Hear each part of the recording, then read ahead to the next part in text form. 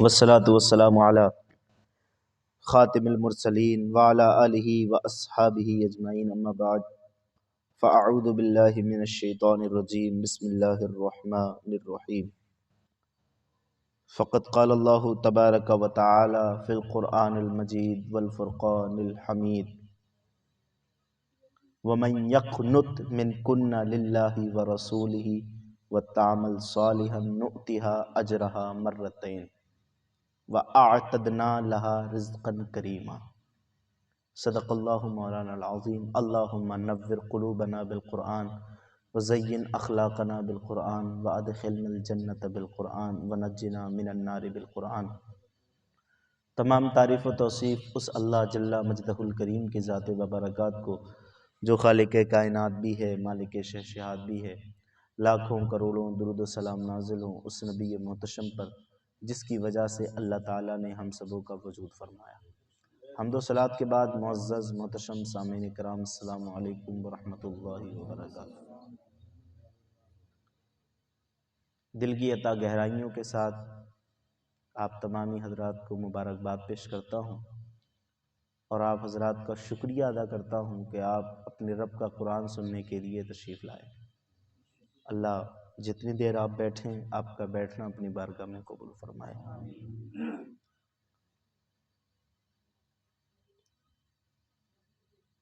الحمدللہ آج 22ویں پارے کی شروعات ہے۔ پچھلے جمعے ہم نے 21ویں پارے کو مکمل کیا۔ رب تعالیٰ سے دعا ہے کہ مالک اس کو بیان کرنے میں جو کوتاہی ہوئی ہو اسے معاف فرما دے اور ہمارے لیے اس کو ذریعہ نجات بنا دے۔ 22ویں پارے کی کچھ خصوصیات ہیں، وہ یہ کہ 21ویں پارے کے اندر آپ نے زیادہ تر واقعات قصائص کو سنا، جیسے حضرت لقمان کے تعلق سے ان کی نصیحتوں کو سنا۔ سورہ روم میں واقع روم، غزوہ روم کے تعلق سے، جنگ روم کے تعلق سے سنا۔ سورہ سجدہ میں آپ نے جو ہے کچھ احکام سنے۔ سورہ احزاب میں آپ نے جنگ احزاب کے تعلق سے، سورہ احزاب تو اب بھی ہے لیکن خصوصیت سے جنگ احزاب کا بیان 21ویں پارے میں ہوا۔ اس پارے کے اندر جو ہے جو احکام ہیں شریعت کے وہ احکام بیان ہوتے ہیں، شریعت کے احکام، حکم، اور بالخصوص اس کے 2-3 صفوں کے اندر عورتوں کے تعلق سے حکم بیان ہو رہے ہیں۔ تو اس تعلق سے بالکل توجہی کے ساتھ آپ نے بیٹھنا ہے۔ احکام یعنی مسائل، احکام کا مطلب آپ کی زبان میں آسان کر دوں، مسائل اس پارے کے اندر بیان ہوں گے، تو اسے سمجھنے کے لیے آپ نے تھوڑا سا توجہ ملحوظ رکھنا ہے اور سماعت کرنا ہے۔ پچھلے درس قرآن کے اندر آپ نے سماعت کیا تھا کہ اللہ رب العزت نے اپنی محبوب کی بیویوں کو مخاطب کر کے فرمایا تھا، اے نبی کی بیویوں اگر تم سے حیا کے خلاف کوئی بات صادر ہوئی، نبی کی بیوی ہو اور حیا کے خلاف، میں نے تفسیر میں بتایا تھا کہ علامہ ساوی کے نزدیک اور علامہ اندلسی کے نزدیک، حضرت عبداللہ ابن عباس کے نزدیک، سب کے نزدیک سری حیا سے مراد کیا ہے؟ سری حیا کے خلاف سے مراد یہ ہے شوہر کی نافرمانی۔ سمجھ رہے؟ سری حیا سے خلاف یہ مراد نہیں ہے زنا یا لواطت، معاذ اللہ، کیونکہ نبی کی صحبت میں آنے کے بعد یہ گناہ تو صادر ہونا محال ہے، ہو ہی نہیں سکتے۔ جس نبی کا سایہ نہ ہو اس نبی کے بستر پر رہنے والی عورت بے حیا کیسے ہو سکتی؟ اللہ رب العزت نے یہ گوارا نہ کیا کہ میرے نبی کا سایہ پڑے اور کوئی اسے اپنے قدموں کے نیچے لے، تو جو نبی کی بغل میں ہو، جو نبی کے بستر پر ہو، تو پھر وہ بے حیا تو نہیں ہو سکتی۔ تو علامہ اندلسی علیہ رحمہ، حضرت عبداللہ ابن عباس، حضور صلی اللہ علیہ وسلم کے چچا زاد بھائی، امام المفسرین، آپ نے اس کی تشریح بھی فرمائی تھی، میں نے عرض کیا تھا لغوی لحاظ سے جب فاحشہ معرفہ بیان ہو، حافظ صاحب، معرفہ بیان ہو، جب معرفہ ہو اور غیر معینہ ہو۔ حضرت عبداللہ ابن عباس کہتے ہیں کہ جب معرفہ ہو اور غیر موصوفہ ہو تب اس سے مراد زنا اور لواطت ہوتی ہے، اور معرفہ تو ہو، نکرہ تو ہو لیکن غیر معینہ غیر موصوفہ ہو تب اس سے مراد کبیرہ گناہ مراد ہوتے ہیں، لیکن نکرہ ہو اور موصوفہ ہو تب اس سے مراد جو ہے شوہر کی فرما برداری نہ کرنا مراد، اور یہاں پر نکرہ ہے اور موصوفہ ہے، تو لہٰذا اس طرف ذہن نہ جائے۔ کہا اگر صریح حیا کے خلاف تم سے کوئی فعل صادر ہوتا ہے، شوہر کی فرما برداری میں کجی یا بد اخلاقی تم سے ہوتی ہے، حالانکہ ہوئی کبھی نہیں، میں بھی عرض کروں گا ہوئی کبھی نہیں، لیکن یہ کہتے ہیں نا متنبع کرتے ہیں، جیسے باپ بیٹے سے نصیحت کرتے ہوئے کہتا ہے بیٹا اگر ایسا کیا تو ایسا ہوگا، حالانکہ بیٹے نے کیا تو نہیں ہے، یہ رب نے مخاطب کر کے بتایا اگر ایسا کیا تو کہا یضاعف لها العذاب الضعفین، اوروں کے مقابل تم پر دگنا عذاب ہوگا۔ کیوں؟ کیونکہ تم نبی کی بیویاں ہو، تمہاری شان یہ ہے کہ تم تمام دنیا کے مرد و عورت کی مائیں ہو، تو پھر جب غلطی کرو گی تو سزا بھی۔ وہ ایک مقولہ ہے، عربی مقولہ، حسنات الابراری سیئات المقربین، نیکوں کی جو اچھائیاں ہوتی ہیں نا، نیکوں کی اچھائیاں یہ جو رب کے قریب ہوتے ہیں ان کے لیے برائیاں ہوتی ہیں، نیکوں کی اچھائیاں بھی انہیں غایت احتیاط ہوتی ہے۔ تو کہا تم چونکہ نبی کی بیویاں ہو، اگر حیا کے خلاف کچھ فعل صادر ہوا ڈبل عذاب ہوگا۔ اللہ پر یہ بہت آسان ہے۔ اب آگے کی آیت کریمہ، اے نبی کی بیویوں وَمَن يَقْنُتْ مِنْكُنَّ لِلَّهِ وَرَسُولِهِ، اور اگر جو تم فرما بردار رہیں اللہ اور اس کے رسول کی، وَتَعْمَلْ صَالِحًا، اور تم نے اچھے کام کیے، تو کہا نُؤْتِهَا أَجْرَهَا مَرَّتَيْن، تو پھر تمہیں ثواب بھی دگنا دیا جائے گا۔ عام لوگوں کو اگر ہم ایک نیکی کرنے پر 10 گنا دیتے ہیں، من عمل صالحا فلہ عشر امثالہا، بندہ ایک نیکی کرتا ہے اللہ 10 گنا دیتا ہے، تو کہا اگر انہیں ہم 10 گنا دیتے ہیں تو تمہیں 20 گنا دیں گے، کیونکہ تمہاری فضیلت، تم نبی کی بیویاں ہو، امت کی ماں ہو، اگر تم قائم رہی اللہ اور اس کے رسول کی فرما برداری کی، نؤتھا اجرہا مرتین، تو تمہیں ڈبل ملے گا، تمہیں ڈبل اجر دیا جائے گا۔ وَآتَدْنَا لَهَا رِزْقًا كَرِيمًا، اور ہم نے جس نے اللہ اور اس کے رسول کی فرما برداری کی اور زندگی گزار لی، اس کے لیے ہم نے جنت میں روزی تیار کر کے رکھی ہے، ہم اسے جنت کا رزق کھلائیں گے۔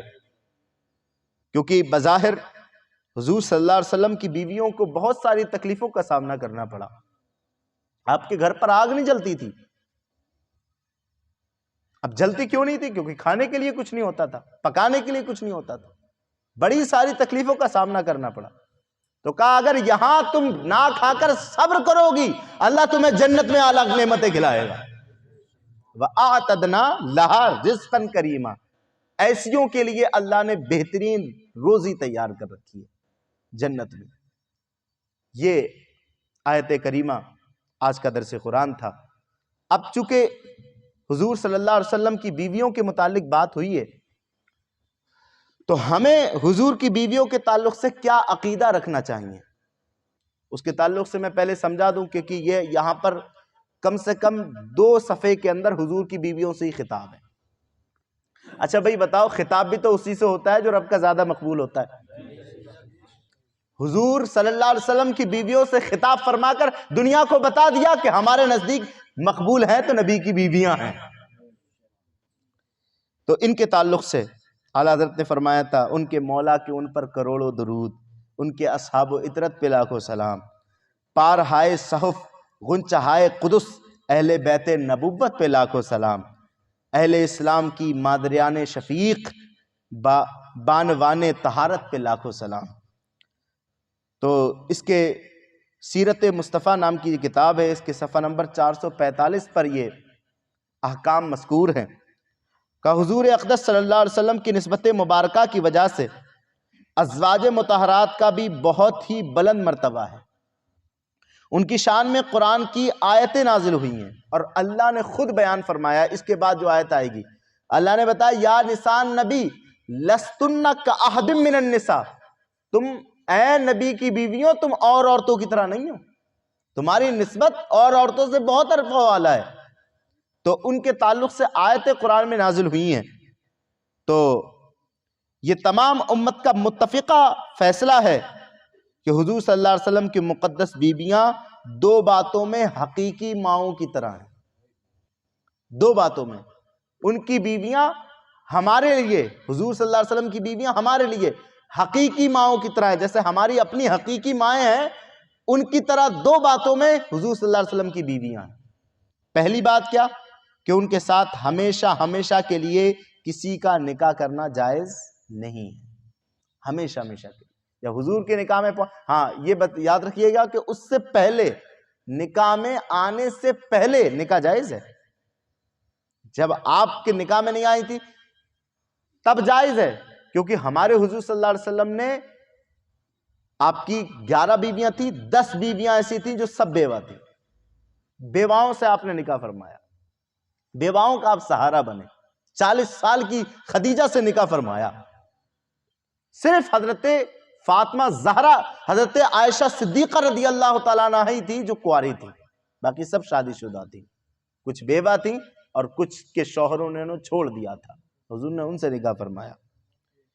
تو پہلا مسئلہ یہ کہ حضور کی جو بیویاں ہیں وہ ہمیشہ ہمیشہ کے لیے امت پر حرام ہے. اس اعتبار سے جیسا کہ ہماری مائیں، ہم اپنی ماؤں سے نکاح نہیں کر سکتے، اسی طریقے سے حضور کی بیویوں سے بھی کوئی نکاح نہیں کر سکتا. پہلا. دوسرا یہ کہ ان کی تعظیم و تکریم ہر امتی پر اس طرح لازم ہے جس طرح حقیقی ماں کی، بلکہ اس سے بھی زیادہ بڑھ کر. کیوں؟ حقیقی ماں کی شان میں گستاخی کرو گے تو اگرچہ نافرمان کہلاؤ گے لیکن دین میں فرق نہیں آئے گا. لیکن حضور کی بیویوں کے تعلق سے نافرمانی آپ کے دین کو برباد کر دے گی. لیکن نظر اور خلوت میں کا دو باتوں میں، یہ تھوڑا سا مسائل کے تعلق سے بات ہو رہی ہے تو غور سے سنیے گا. دو باتوں میں ماؤں کی طرح ہیں، لیکن نظر کرنے میں یعنی دیکھنے میں، خلوت کرنے میں یعنی علیحدگی اختیار کرنے میں، علیحدگی اختیار کرنے میں، اکیلے میں ازواج مطہرات کا حکم حقیقی ماؤں کی طرح نہیں ہے. آپ انہیں دیکھ نہیں سکتے. حضور صلی اللہ علیہ وسلم، ہم تو اب تو آپ ظاہری طور سے وفات فرما چکی ہیں، لیکن حضور کے زمانے میں بھی کوئی بھی صحابی حضور کی بیویوں کو بظاہر نہیں دیکھ سکتا اور نہ ڈائریکٹ ان سے خلوت میں اکیلے میں بات کر سکتا ہے، کیونکہ قرآن مجید میں اللہ نے ارشاد فرمایا وَإِن سَأَلْتُمُوهُنَّ مَتَاعًا، جب نبی کی بیویوں سے تم لوگ کوئی چیز پوچھو یا مانگو، مِن وَرَائِ الْحِجَاب، تو پردے کے پیچھے سے مانگو یا پوچھو. بہت سارے ایسے محدثین ہیں جو حضور کی بیوی حضرت عائشہ کے شاگرد ہیں، بہت ساری حدیثیں حضرت عائشہ سے مروی ہیں، لیکن وہ پردے کی آڑ میں ہیں. حقیقی ماؤں کی طرح دو احکام میں ہیں اور دو احکام میں حقیقی ماؤں کی طرح نہیں ہے. یہ بات آپ کے سمجھ آ گئی ہوگی. مسلمان اپنی حقیقی ماں کو تو دیکھ سکتا ہے اور تنہائی میں بیٹھ کر ان سے بات چیت بھی کر سکتا ہے، مگر حضور علیہ السلام کی مقدس بیویوں سے ہر مسلمان کے لیے پردہ فرض ہے. تنہائی میں ان کے پاس اٹھنا بیٹھنا حرام ہے. اسی طرح حقیقی ماں کے ماں باپ لڑکیوں کے نانی نانا، اور حقیقی ماں کے بھائی بہن بھائی لڑکوں کے ماموں اور خالہ ہوا کرتے ہیں، مگر ازواج مطہرات کے ماں باپ امت کے نانی نانا نہیں ہوئی. ہماری حضور صلی اللہ علیہ وسلم کے ازواج مطہرات کے بھائی ہمارے ماموں، ان کی بہنیں ہماری خالہ نہیں ہوں گی. یہ حکم حضور صلی اللہ علیہ وسلم کے ان تمام ازواج مطہرات کے لیے ہے کہ جن سے حضور صلی اللہ علیہ وسلم نے نکاح فرمایا، چاہے وہ حضور کے زمانے ہی میں انتقال کر گئی ہوں یا حضور کے بعد آپ رہی ہوں. سبھی کے لیے یہ حکم ہے. میں پھر سے یاد کرتا ہوں کہ دو مسائل میں حقیقی ماؤں کی طرح اور دو مسائل میں حقیقی ماؤں کی طرح نہیں۔ پہلا مسئلہ کہ ان سے ہمیشہ ہمیشہ کے لیے نکاح حرام ہے۔ دوسرا کیا تھا؟ دوسرا مسئلہ یہ کہ ان کی تعظیم و توقیر حقیقی ماؤں کی طرح کرنا ہے، بلکہ ان سے بڑھ کے کرنا ہے۔ اور تیسرا جن میں وہ حقیقی ماؤں کی طرح نہیں، ان کی طرف دیکھ نہیں سکتے آپ، ان کے اکیلے میں ان سے بات چیت نہیں کر سکتے، خلوت نہیں کر سکتے۔ یہ 4 مسائل میں نے آپ کے سامنے بیان کیے۔ اب چونکہ حضور صلی اللہ علیہ وسلم کی بیویوں کی بات چلی ہے تو میں آپ کی بیویوں کی زندگی کے تعلق سے بھی کچھ روشنی ڈالنے کی کوشش کرتا ہوں۔ حضور کی سب سے چہیتی بیوی حضرت عائشہ صدیقہ رضی اللہ تعالیٰ عنہ۔ میں اس درس قرآن میں آپ کی سیرت کے تعلق سے وہ 10 خصوصیات جو آپ کے علاوہ آپ کی بیویوں میں کسی کو بھی حاصل نہیں تھی۔ حضرت عائشہ ابن سعد روایت کرتے ہیں کہ مجھ سے حضرت عائشہ صدیقہ رضی اللہ تعالیٰ عنہ نے ارشاد فرمایا کہ میری 10 ایسی خصلتیں ہیں کہ جو اور نبی کی جو اور بیویاں ہیں ان کے اندر نہیں ہیں، میری ان پر 10 معاملات میں فضیلت ہے۔ وہ 10 کیا؟ ان میں سے پہلا یہ کہ حضور نے میرے سوا کسی دوسری کنواری عورت سے نکاح نہیں کیا۔ کنواری عورت سے نکاح کیا تو مجھ سے کیا ہے، پہلی خصوصیت۔ دوسری، میرے سوا ازواج مطہرات میں سے کوئی بھی ایسی نہیں جس کے ماں باپ دونوں مہاجر ہوں، یعنی اللہ اور اس کے رسول کے لیے دونوں نے اپنا گھر چھوڑا ہو اور ہجرت کی ہو، یہ میری خصوصیت ہے۔ تیسرا، اللہ تعالیٰ نے میری برات اور پاک دامنی کا بیان قرآن میں نازل فرمایا ہے۔ جب مجھ پر الزام لگایا گیا تھا، وہ ایک لمبا واقعہ ہے، آپ کی پاک دامنی پر کیچڑ اچھالی گئی تھی تو آپ کی برات قرآن میں نازل فرمائی گئی تھی۔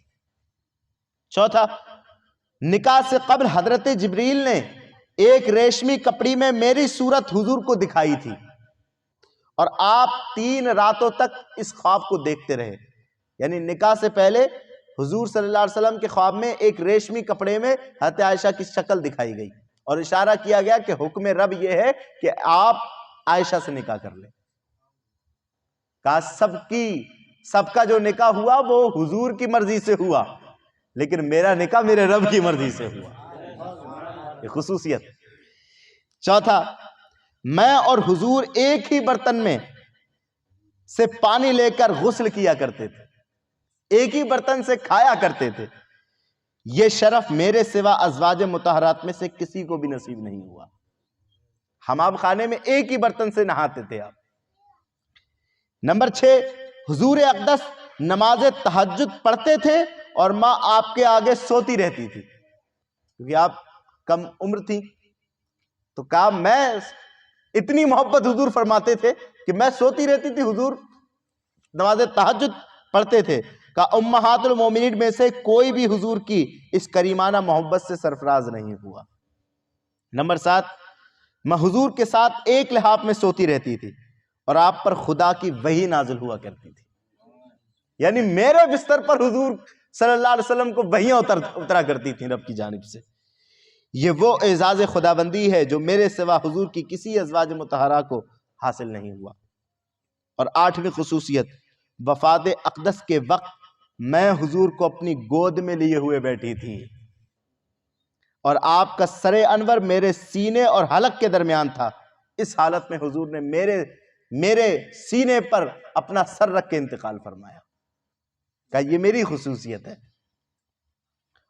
اور اس مقام پر میں اکثر وہ بات بتاتا رہتا ہوں، حضور صلی اللہ علیہ وسلم کو شدت مرگ کے، یعنی آپ کو جو موت کے وقت شدت ہو رہی تھی تو آپ شدت کی وجہ سے آپ کے چہرے پر پسینہ آ رہا تھا، آپ کے برابر میں ایک پانی کا پیالہ تھا، اس میں آپ ہاتھ ڈالتے اپنے چہرے پر لگاتے اور ساتھ ہی ساتھ ارشاد فرماتے مالک جتنی پریشانی میری امت پر ہو وہ آج مجھے دے دینا، کیونکہ میری امت کو اگر کانٹا بھی لگے یہ بھی مجھے برداشت نہیں ہے۔ حدیث پاک ہے، یہ حدیث ہے، حضور نے ارشاد فرمایا میری امت کو اگر کانٹا بھی چبھتا ہے تو تکلیف مجھے ہوا کرتی ہے۔ کتنے مہربان رسول تھے۔ اور نبی کہ حضور نے میری باری کے دن وفات پائی، جب میری باری تھی اس دن آپ نے وفات پائی۔ اور 10ویں، حضور اقدس کی قبر انور میرے گھر میں بنائی گئی۔ کو یہ 10 خصوصیتیں حضرت عائشہ صدیقہ رضی اللہ تعالی عنہ کی تھیں۔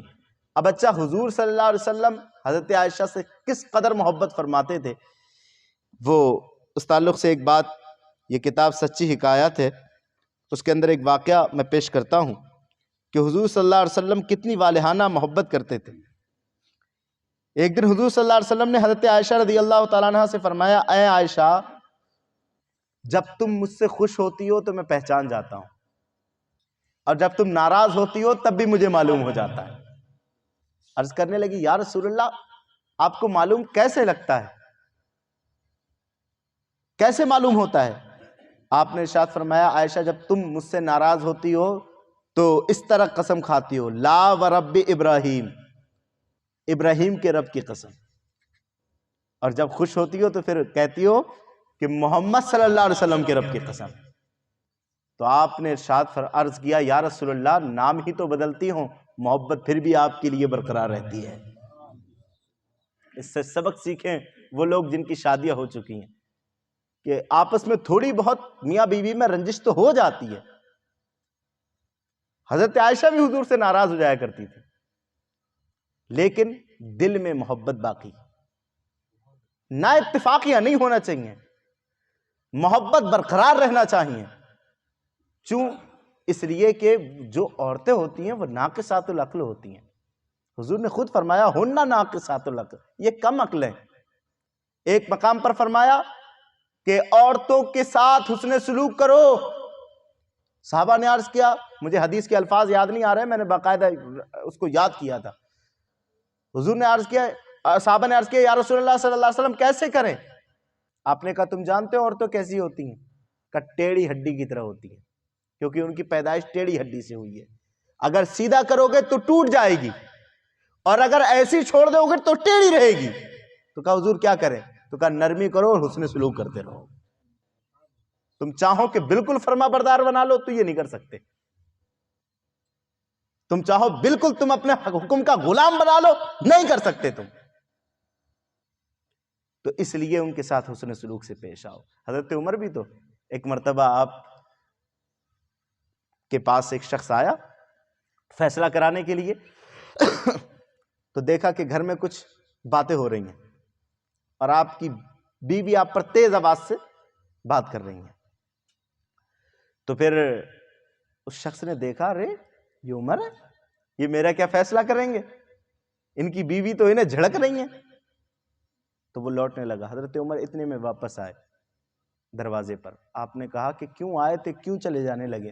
نہ کوئی بات نہ کوئی کلام۔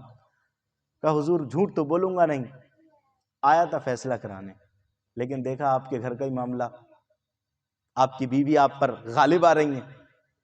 آپ نے فرمایا کہ میں اسے کئی بار سناتا ہوں، اگر ایک بار میں سن لوں گا تو کیا ہو جائے گا؟ یہ سب گھر بار چھوڑ کر میرے لیے آئی ہے، اگر ایک آدھ بار میں اس کی برداشت کر لوں گا تو کیا ہوا؟ اور سنو، عورت اگر بد اخلاق ہو، عورت اگر بد اخلاق ہو، اور حدیث پاک کا مفہوم عرض کر رہا ہوں غالباً، عورت بد اخلاق ہے اور آپ نے اس کی بد اخلاقی پر صبر کرتے ہوئے زندگی گزار لی، اللہ اس کے صدقے تمہیں جنت عطا فرمائے گا۔ صبر کرو۔ اسی طرح شوہر کے تعلق سے ہے کہ عورتیں اگر شوہر بد اخلاق ہے اور صبر کرتی رہیں اور صبر کرتے ہی دنیا سے چل بسی، اللہ اس کے بدلے میں، اس صبر کے بدلے میں جنت دے گا۔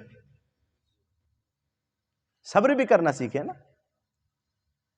تو یہ جو احکام تھے۔ اچھا ایک بات یہاں پر اس آیت کریمہ سے جو معلوم ہوئی، آخری بات کرنے لگا ہوں، وہ یہ کہ نبی کی بیویوں کو تنبیہ کی گئی۔ توجہ چاہوں، نبی کی بیویوں کو تنبیہ کی گئی، اے نبی کی بیویوں، اگر غلط کرو گی تو دگنا ملے گا، اچھا کرو گی تو دگنا ملے گا۔ اس پر ذرا غور کرو۔ تنبیہ اس لیے کی گئی کہ نبی کی بیویوں یہ سمجھ کر عمل چھوڑ مت دینا کہ نبی کی بیوی ہیں، تم سے بھی پرسش ہوگی، تمہارے اپنے کا معاملہ دیکھا جائے گا، نسبت نہیں دیکھی جائے گی، خود کا عمل دیکھا جائے گا۔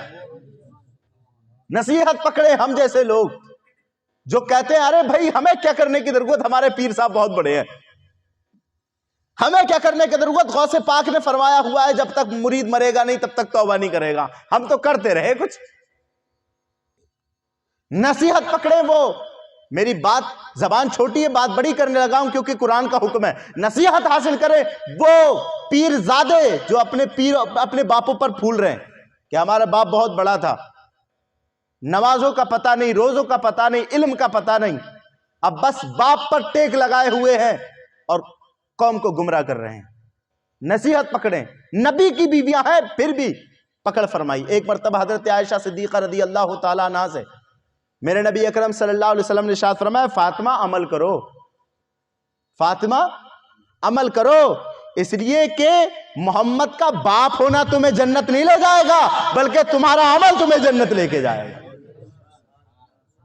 عمل کرو. اچھا ایک بات اور، ہمیں ناز ہے، یقیناً ناز ہے، حضور کی شفاعت ہوگی، ہم گناہگار صحیح، حضور ہمیں بخشوائیں گے، لیکن ذرا یہ بتاؤ تمہارے پاس کیا گارنٹی ہے کہ حضور بخشوائیں گے؟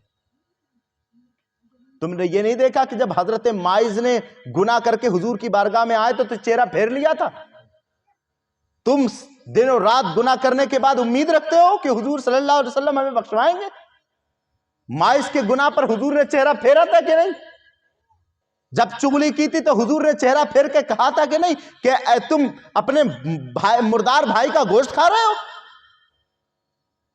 کام دوزخ کے کیے جنت کے ہیں امیدوار، قصر جنت تو بنا ہے پارسا کے واسطے.